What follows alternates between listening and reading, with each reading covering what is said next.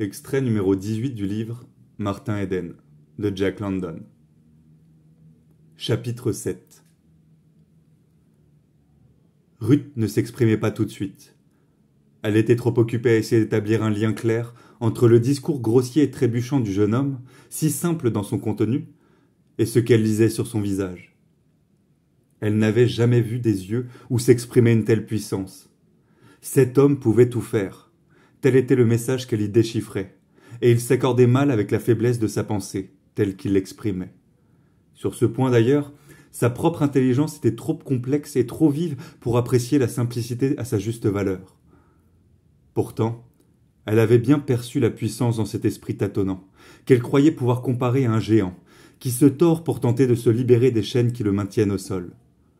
Son visage était toute bienveillance lorsqu'elle prit la parole.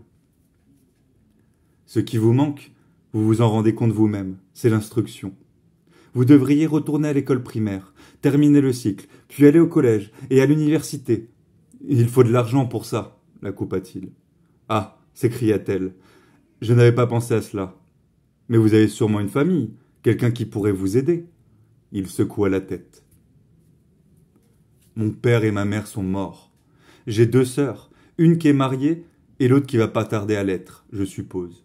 Et puis j'ai une ribambelle de frères, dont je suis le plus jeune, mais ils n'ont jamais aidé personne. Ils ont filé aux 4 coins de la terre, chacun pensait qu'à eux.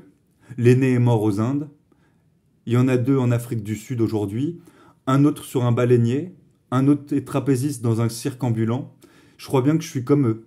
Je me débrouille tout seul depuis l'âge de 11 ans, depuis que ma mère est morte. Faudra bien que je fasse des études tout seul.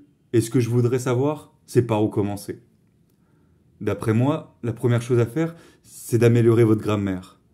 Votre grammaire est, elle allait dire abominable, mais se corrigea, n'est pas très bonne. Le rouge lui monta aux joues. Il transpirait. Je sais que je cause beaucoup d'argot, avec des mots que vous comprenez pas, mais ce sont les seuls que je connais, pour m'exprimer.